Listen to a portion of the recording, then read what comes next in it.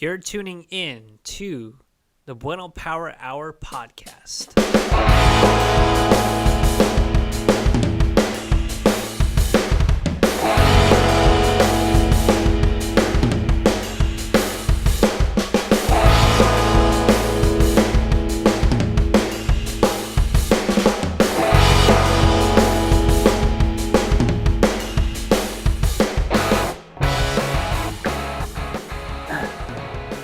Hey guys, welcome to another episode of Bueno Power Hour podcast.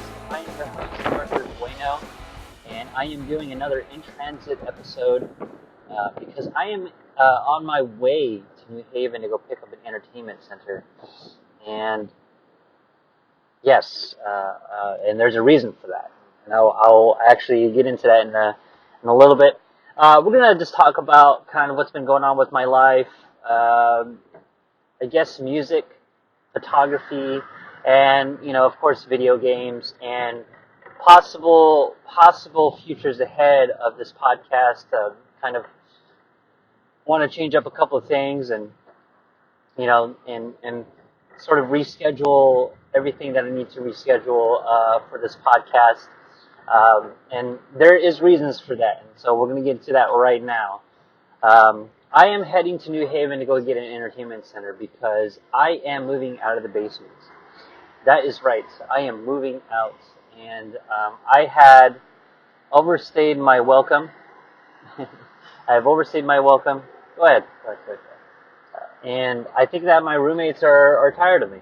But that's okay. No hard feelings. I mean, they've given me the place to stay, and they have allowed me to save a good amount of cash to even make this move. And, having my partner with me on this move, this is going to certainly be something, this is exciting. I'll tell you, we've been doing lots and lots of shopping for furniture, and, just lots of things that I don't think I've ever done in my previous relationship. Really, and I think about it, I don't own that much furniture. I own, clothes and you can hear the cars kind of screaming. BMW's hella slow, man. Your car sounds like garbage, bro. Anyway, so yeah, basically that's the gist of it. Is just I'm getting furniture, and I don't think I had any furniture that I had owned in my previous relationship, and now kind of looking at bedroom sets, just bookshelves, entertainment centers, dining tables, lamps, like things like that, like this kind of furniture. This is actually stuff that I've been able to pick out with my partner and have an agreement, have this equilibrium.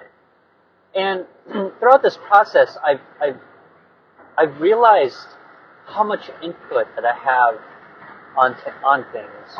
Rather it being judged for my selection, and or having my previous partner tell me that they're just going to get this, no questions asked. You know what I'm saying? And that's one thing I definitely am realizing, that is in this relationship, it's strictly a 50-50 thing in most ways. Obviously, my partner makes more money than I do, which is great. And, I'm still holding down 2 jobs and such. But all in all, we realize that there's this importance. Sorry about that. Let me go and turn on the air conditioner.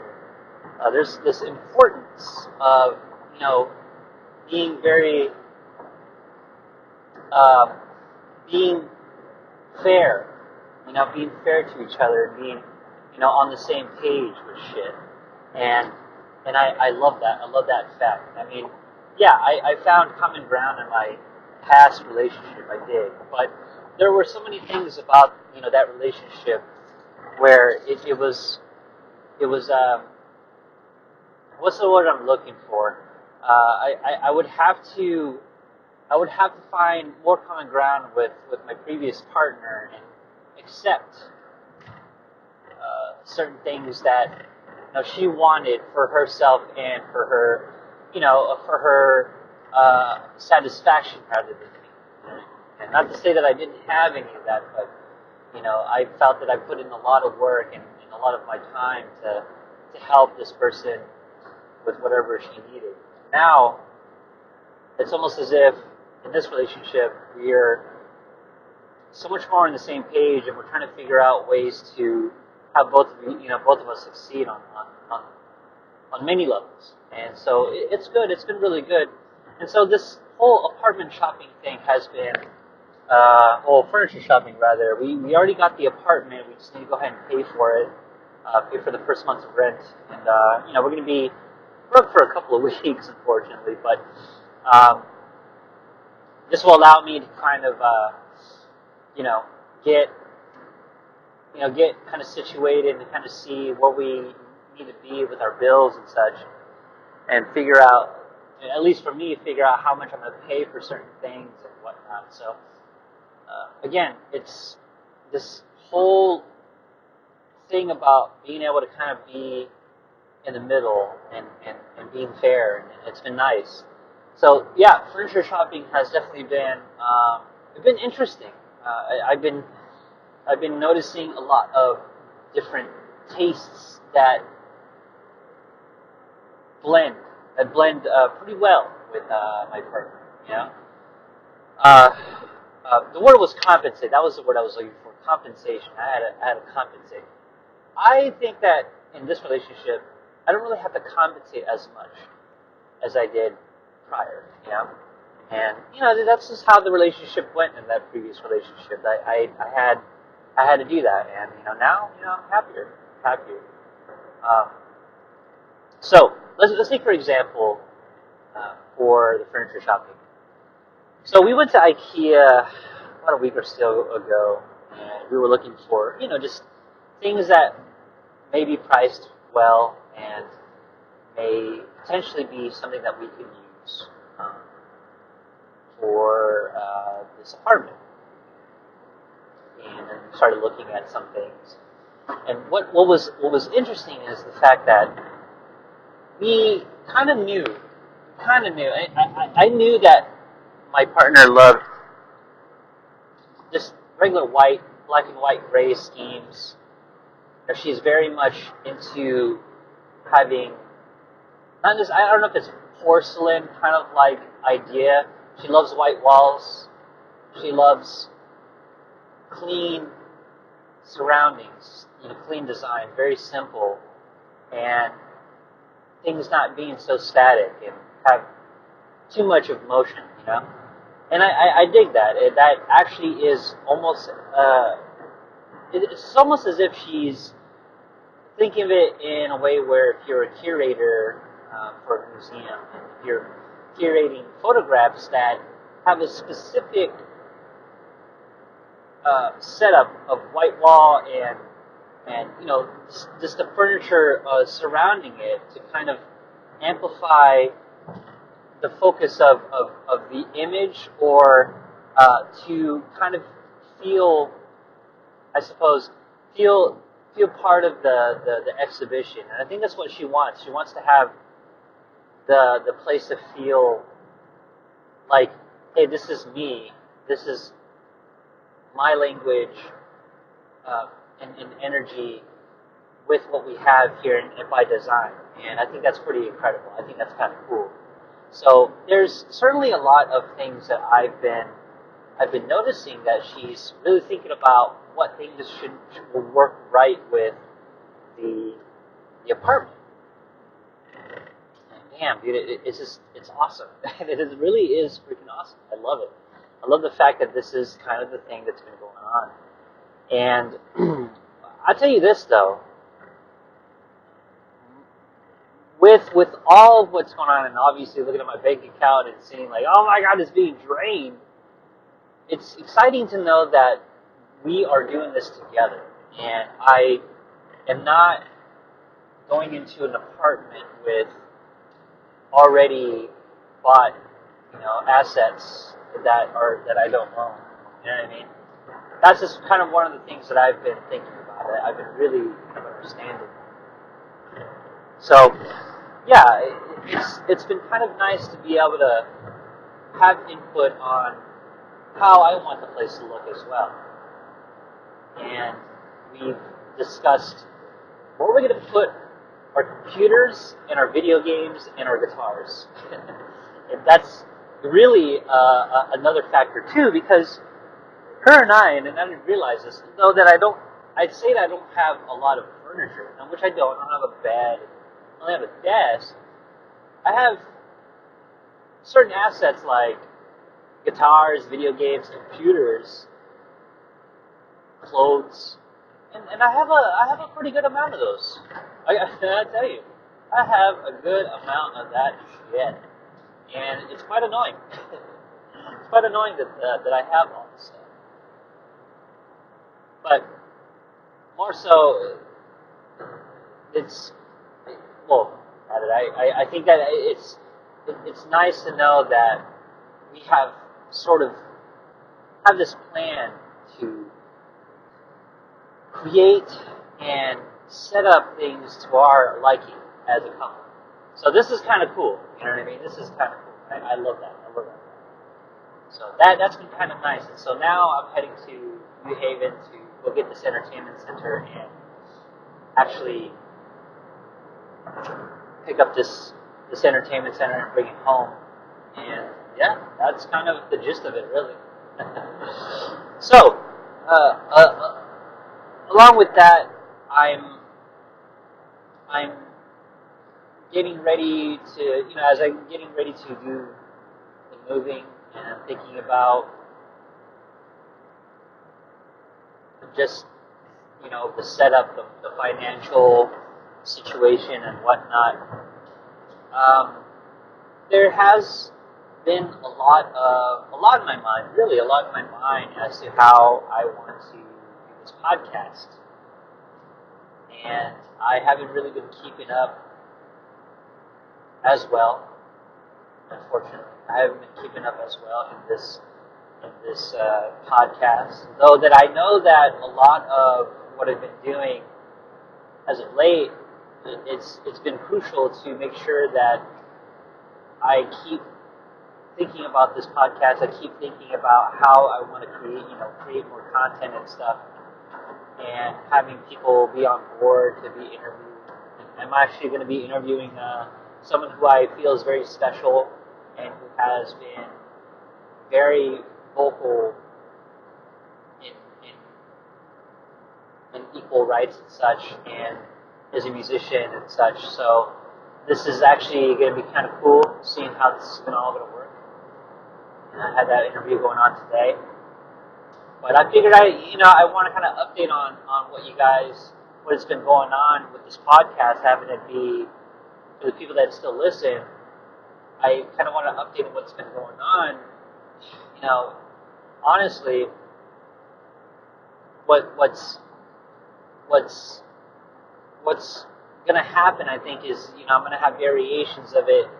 Hopefully I can do it a bi-weekly thing where I have certain topics other than music and whatnot. I will have video game segments and such. It's mainly just my interests, and maybe even have things that in regards to how some of these interests, this arts sort of play into what's been going on in society and how it's affecting it.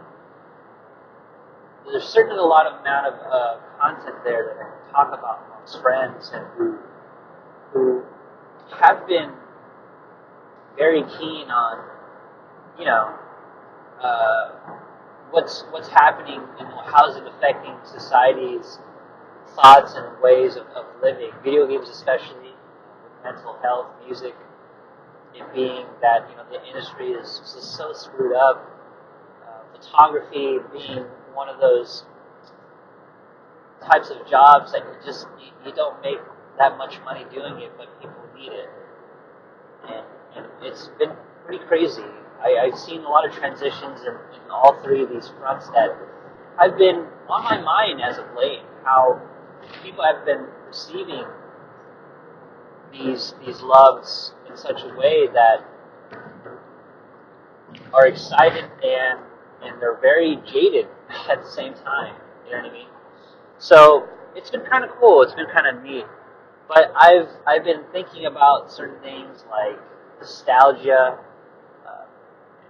certain fighting games that I wanted to maybe talk about, even though I'm doing I have strictly a specific segment for the fight hour,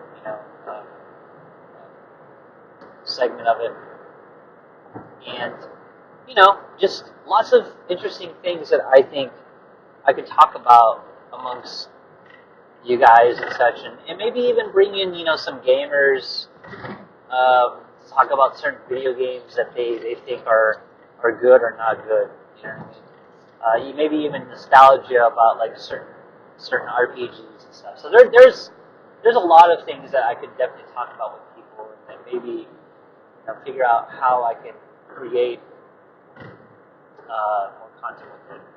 But other than that, let's actually kind of go into what's been going on artistically.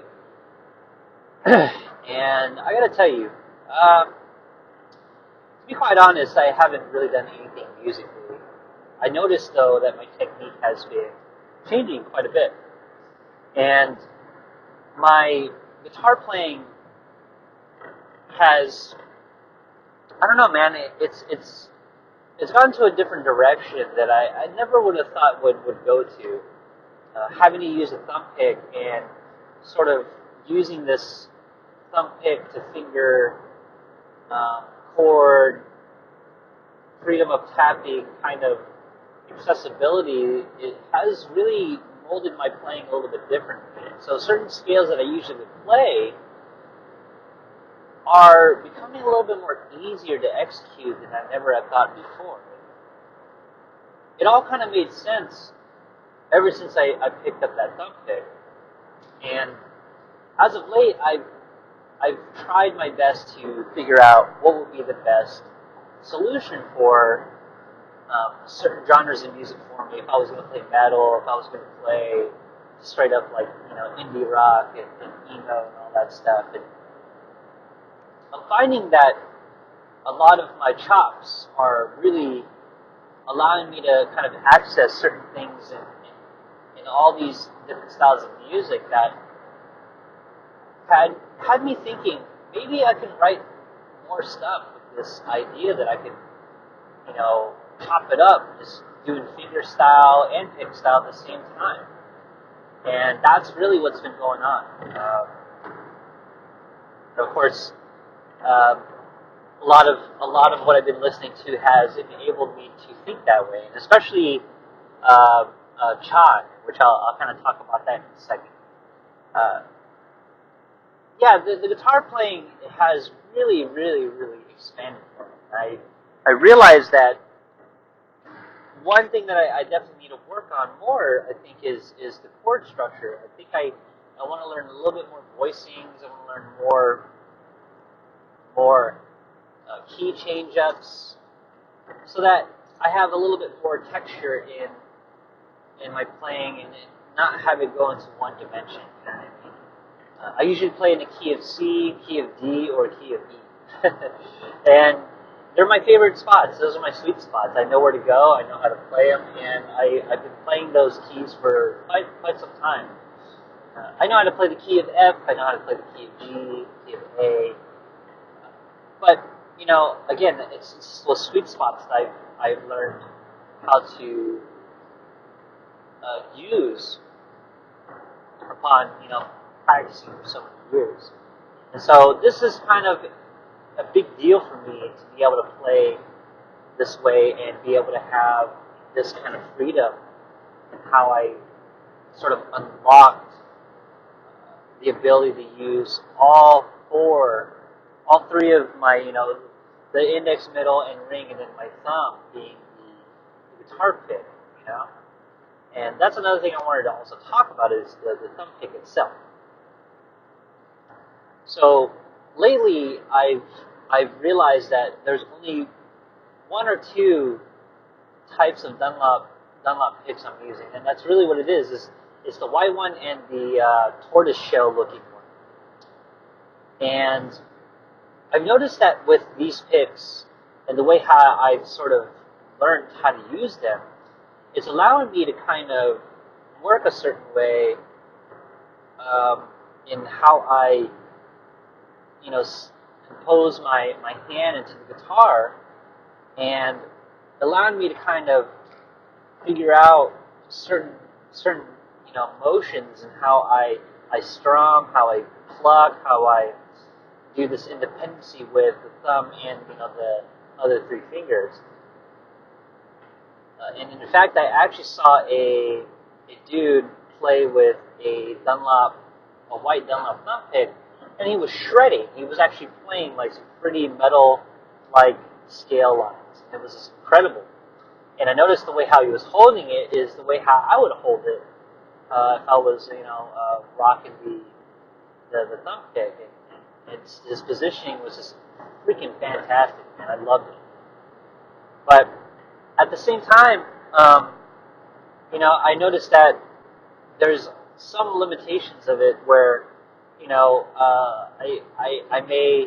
I have to be very precise in how I play these lines and stuff, and sometimes I screw it up, and I'm not gonna play around with that. I screw it up, and I just don't have the positioning for it, and sometimes it just gets in the way. So, yeah, it becomes kind of a problem after a while, and I realize that I have to really be on my game playing it. But, with the other picks that I have, like the Fred Kellys and such, the Nationals, they didn't really provide me enough progress. The Fred Kelly ones, they're just so tight in the thumb, and not only that, what sucks about these ones is that they tend to spin around a lot because there's the way how it's designed. You can actually move the pick either left or right. I don't know if it's up and down, probably just left and right.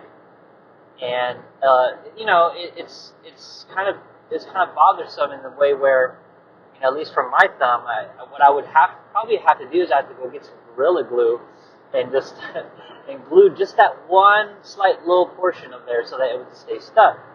Not only that, it fits really tight onto your thumb. It wraps around your thumb pretty tight, and so you have blue thumb, and you would have to take it off and let that circulation go back to your thumb. It gets kind of ridiculous. It really does. So I may do that. I actually may do that. I may have my thumb, or rather that Fred Kelly pick to actually be glued and stay in one position so that I don't have to worry about it so much. Anyway, now with photography, there hasn't really been much going on other than that 365 project that I've been doing. I'm sure that I talked about it quite a bit on the last episode. I just don't remember it anymore. But what I think about with these photographers today, and already knowing what my classics are, what I grew up with, the Winogrand, Joel Meyerowitz, Matt Stewart, the Gus Powells, a lot of the imagery that people are creating has really kind of stayed the same. And there hasn't really been any kind of method that has been, fresh to me, unfortunately. There's just been this big,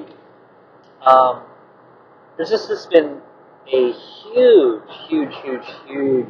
massive amount of images just kind of just staying, stagnant in a certain style. And that's cool and everything, but one thing in particular that I'm really having enjoyment looking at really is just images of personal life.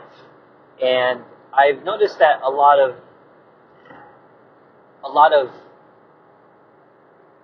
photographers, or at least some that I know, are taking pictures of their relationships. And it doesn't have to be in human relationships, that interaction can be with just regular stuff and animals, the environment, just things like that. And you can kind of tell just by how much energy is there onto these images. You can kind of tell that these people that are photographing these relationships, that there's a certain like aura to them that you can't not look. They may be simple pictures, but there's a certain aura to these images that are just just fantastic. You know what I mean? And though I'm very much particular with like photographers like Vivian, who still continues to do some work here and there. She hasn't really shown anything. Noran, I tried actually getting her into the podcast, and she's been pretty evasive, just probably because she's really busy with shit, and I don't blame her, you know. There's this other, and mainly it's female photographers that have been liking Amy Powell, who is currently living in Ohio, I believe, and she teaches photography at a school. But man, like she does like post every once in a while, and some of her work is just like fantastic. Really creates a great body of imagery. So I definitely am down for that. I love how she's been creating this body of work. Of course, Gus Powell's been, you know, he's kind of my number one, to be honest. I identify with his work a lot more than most people, just because his imagery has people need to kind of understand that, you know, the idea of being so close to a subject, it doesn't necessarily mean that those images, you know, they somehow have, they sometimes can be a little bit too invasive, you know, and it almost makes people feel uncomfortable. Maybe that's probably why the photographs are nice, you know, like Bruce Gilden and, you know, Mark Cohen and stuff. You know, those guys are really the big, you know, the big dogs in like close street photography. What I've been noticing in my kind of thing is that I've been liking the aspect of seeing just a collection of everything kind of just jammed in a photograph, and seeing how much of that rhythm, like a certain rhythm, is created with these images. You know what I'm saying? It's so interesting. I love the fact that that's kind of what's been going on with some of these photographers, especially with Gus Powell, where he's not necessarily shooting close, but he's photographing and adding a lot of what's going on in those four corners, you know what I mean? And a lot of that factors in like how people are stuck in this one particular space, with how that space is interacting with, you know, the light situation, just the time of day, how Gus had composed his stuff. You know, I was actually particular about, you know, Matt Stewart's work. You know, at one point where, you know, he was delivering some, and he still is. He's delivering some great work. It's just, you know, I noticed that Gus's has a lot more. It's really calm. It's very quiet, even though there's a lot of noise to it. And especially if you look at like images from his book, The Lonely Ones, it's an incredible body of work. I will have to say that's one of his best works. And you know, obviously his lunch pictures are pretty fire too, but I just love his body of work in The Lonely Ones. That's where he really shined the most. Man, I never thought I would talk a lot about that stuff, but I am. And so, for me, I'm still continuing on the 365 project. You know, I'm just really just documenting everything that is happening to me that day. And it's kind of nice. It's kind of nice to be able to take that exercise again. But I know that what I'm going to be doing here is, once this project is finished, I'm definitely going to shelve my digital camera for a while and really catch up on what I have and seeing what I can do with it. And maybe next year or maybe even this year, I can start working on redoing my whole website, just redoing everything, and start releasing stuff. You know what I'm saying? Doing more film again, which I have. I still pack my film cameras and such, but really scan this stuff in and actually redo everything. Actually rescan a lot of this stuff that I can, just be able to make, finer, detailed, prints and actually print out my work and actually do all this shit that I've been wanting to do for the last few years. Really get back in the game into doing really groovy stuff again. I love that shit. I really do. I love that kind of body of work. So that's really what's going on with me musically and photographically. I've really been trying my best to keep it steady. There hasn't really been any kind of uniformity as as the days have been going by. I haven't really had a defined thought of what I'm going to do with all these images and how they can come together probably to one cohesive project. But that's just what it is. And these digital images, they need to go somewhere. I have a lot of digital imagery that we need to do something, or at least I need to do something and figure it out. Alright, so video games. Fucking video games, man. I'm actually going to be recording some footage today after I'm done with all my errands. Hopefully I can get this stuff done, real quick. There's quite a bit of things that I need to get done until I can go in and start working on it.